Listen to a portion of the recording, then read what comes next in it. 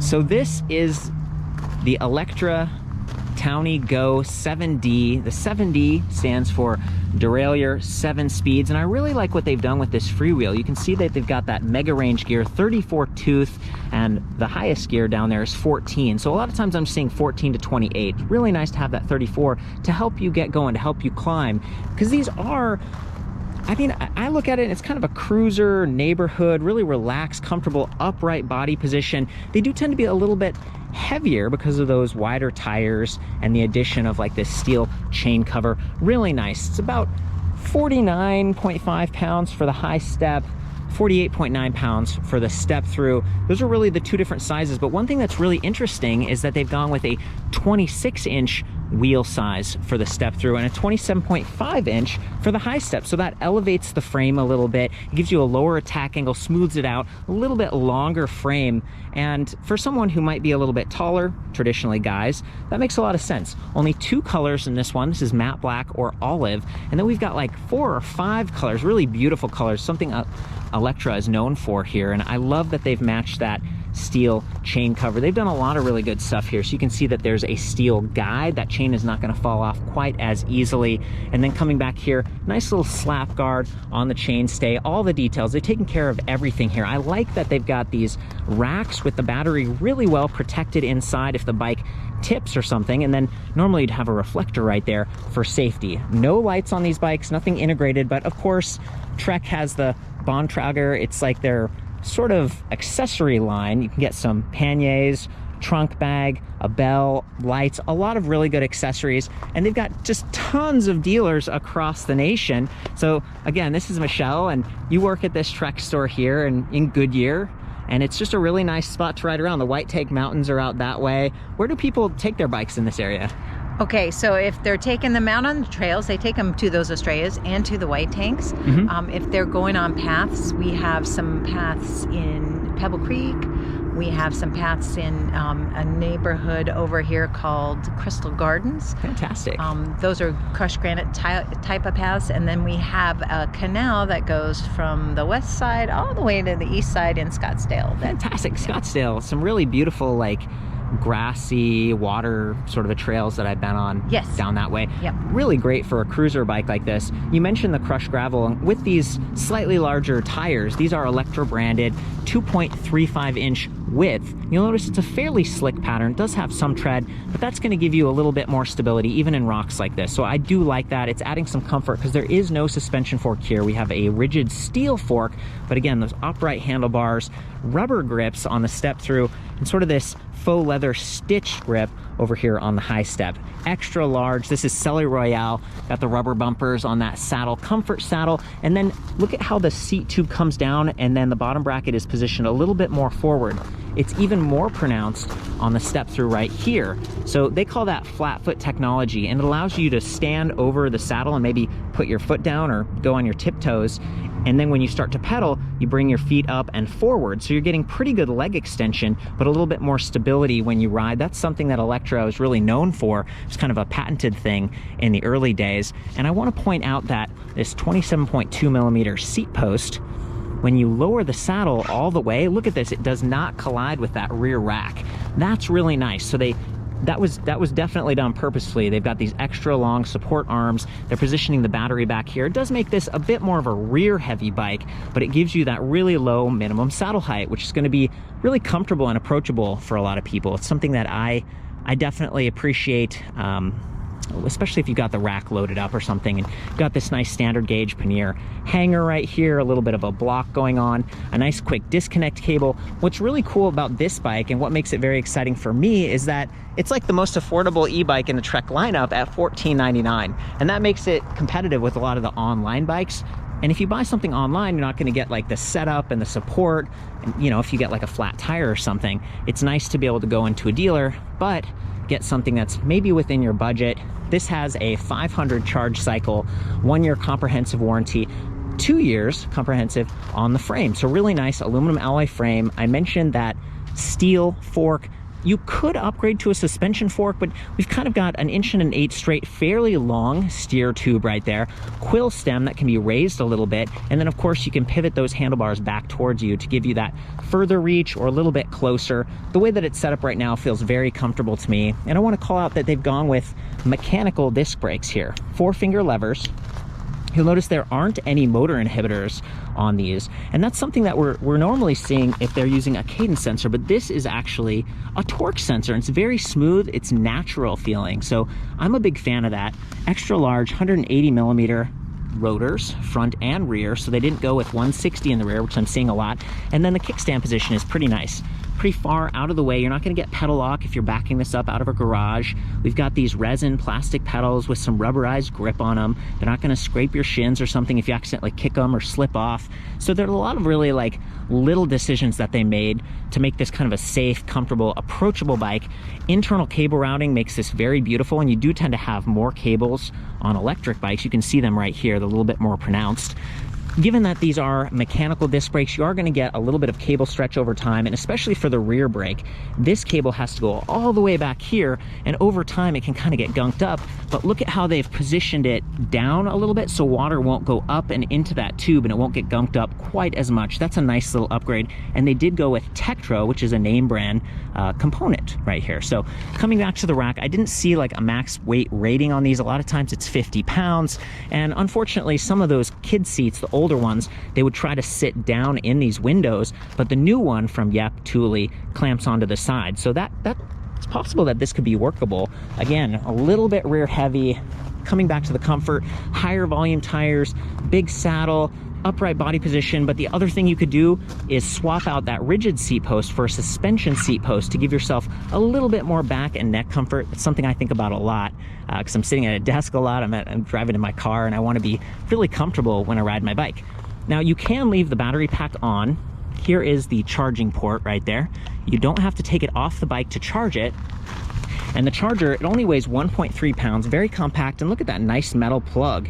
So if you step on this or you drop it, it's not going to get damaged quite as easily as some of the other ones. 2 amps, so it's very standard.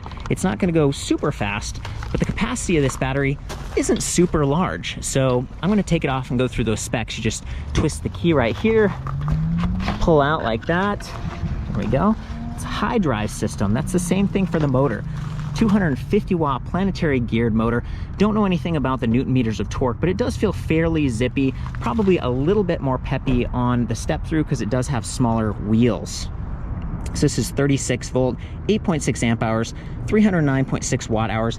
I would say a standard battery capacity in this season, something like 500 watt hours, and there are some e-bikes that have like 625 plus watt hours, so it's on the lower end. But because there's no throttle on this bike, it's a standard class 1 with a 20 mile per hour top speed, you really going to be able to kind of sip through that battery and maybe get 20 to 40 miles depending on the levels of assist that you use, and we'll get into that in a second. But given that the charger is so light and small, compact, you could always bring this along, and if you're going over to your friend's house for happy hour or something, you could plug it in while you're enjoying yourself and maybe top it off, or using this for commuting. It's so nice that the battery comes off. It's going to make the bikes a lot easier to lift, to transport, and if you have a house maybe in Arizona where it does get hot, extreme heat can be hard on those lithium ion batteries. So taking it off and maybe storing it in a utility closet or something is going to help those cells to last a little bit longer. I recommend keeping it from going all the way down to 0 because that's also hard on the cells. So kind of keep it at about half if you know you're not going to use it.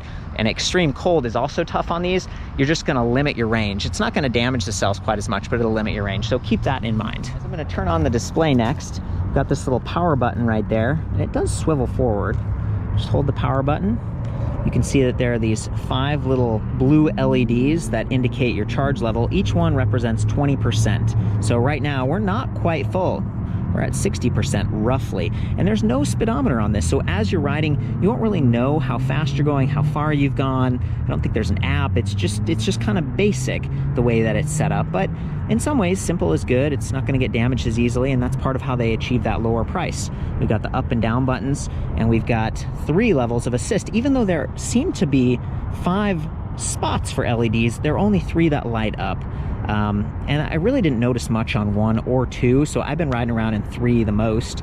But it's just super quiet, it's subtle, and again, I like the torque sensor down here at the bottom bracket. It's just sealed, it's smooth, it's not gonna surprise you, and that's part of why you don't need those motor inhibitors. But then the best thing of all is down here, you can see there's a little full-size USB charging port, and I did plug my iPhone into that, so it does seem like this offers 5 volts, 1 amp.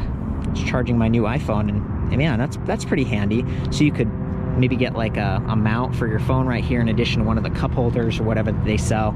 These are those leather grips I was talking about.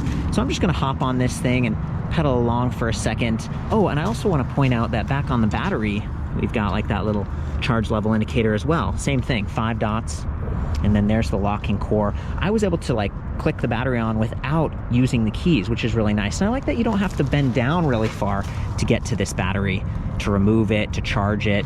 I love that both of these frames have bottle cage bosses. On this one, it's right there where you'd expect on that down tube. On the other one, they're like on the underside of the top tube, so it's a little bit tighter. Oh, and then kickstand. It's not adjustable. They've got standard like 18 millimeter bolt configuration right there. It's not hitting the disc brake rotor. It's a pretty good setup, but it does tip a little bit more because it's not fully adjustable. So here we go. I'm in the highest level of assist. I thought I'd try the gravel just to show you guys how these tires perform. There we go. And I'm gonna go off the curb. There we go. So you can kind of hear the chain bounce around a little bit and clunk into that steel cover, which could rust over time. Keep that in mind. It's going to be on the inside of that. It's not the end of the world. And a little bit of no hands action going on. Okay, feeling pretty stable. There she is. How's it going? Good. Sweet. Let's take our little test ride.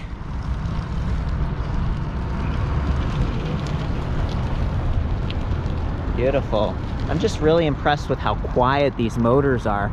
Okay, Michelle's over here lowering that saddle. You gotta, it's a pretty high standover height on this one. How tall are you?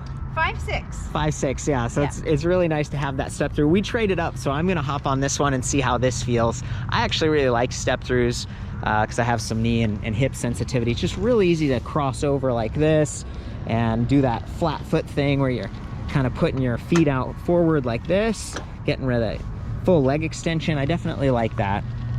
And someone asked the other day, hey, can you pedal it around without electric assist? So I'm doing that right now. I really appreciate that, you know, that really low gear, that 34 tooth. It makes it really easy to start, right? See that cadence, how that's pretty fast. It's gonna be really easy to climb.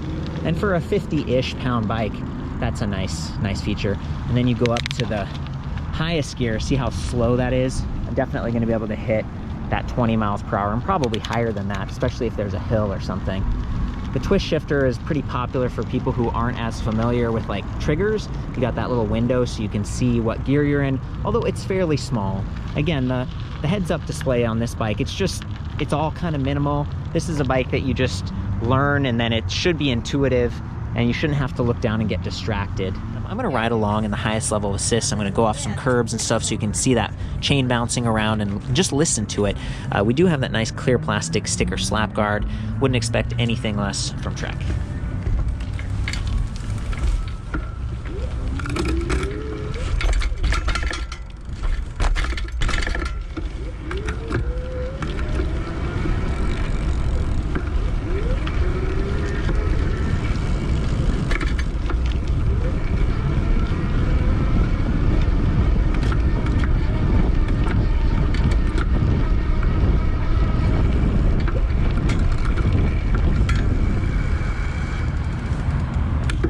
It just shifts so smooth. It's really nice. You do have to apply a little bit more pressure with a torque sensor, but they've got it tuned really well. I didn't feel like I was overexerting myself, and then when the motor kicks in, it's really zippy, just so quiet. I don't know if you can hear it at all, but I barely can hear it. And you know, part of that is back to the 350 watt motor. If you're someone who's really heavy and you're loading this bike up and you're expecting it to carry you up hills, not the case. This is a little bit more like having a nice solid tailwind and giving you a boost. It's definitely going to make your commutes a lot less sweaty. It's going to help a lot with those hills, but you are going to have to pedal. And that could be great if you're wanting to get some fitness and activity and have it feel more like a traditional bicycle. Also, Class 1 e-bikes like this are allowed in pretty much every location that a normal bicycle is, unless there's a specific sign. This is the most commonly accepted format, and that's why all of Trek's bikes are Class 1. Another thing I test with these step-throughs is like, is the frame gonna flex a little bit? And you'll notice that there are 2 tubes right here. They got that nice wavy design, kind of a old-fashioned cantilever look. Even that one, that swooping top tube.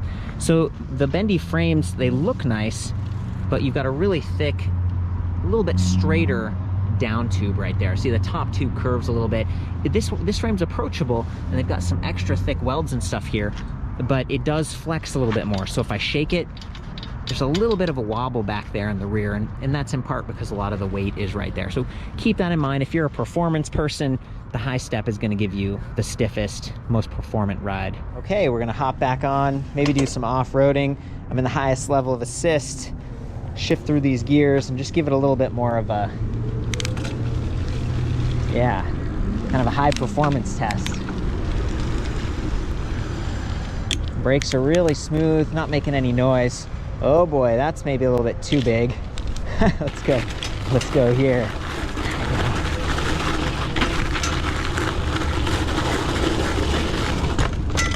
Pretty quiet, except for that last little bounce going off the curb there. There's the speed wobble, right? So you don't want to, I guess you could still go no hands. Let's try a little bit slower, just coasting pretty slow here, and see it just starts to resonate a little bit as you get to these higher speeds.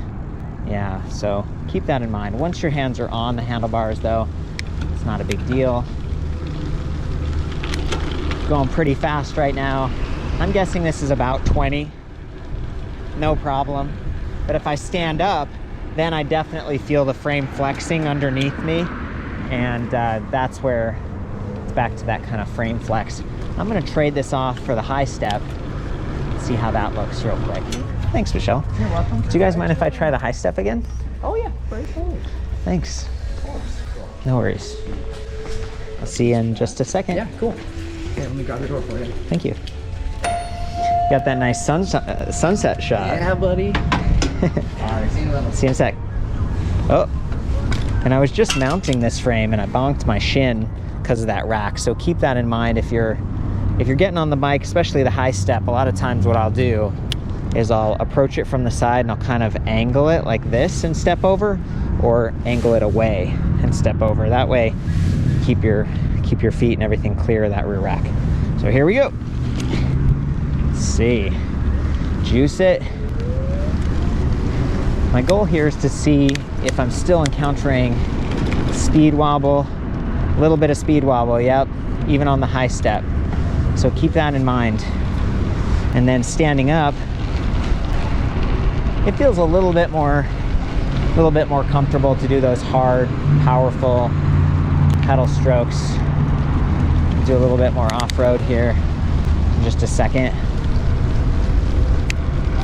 Such a beautiful sunset going on over there.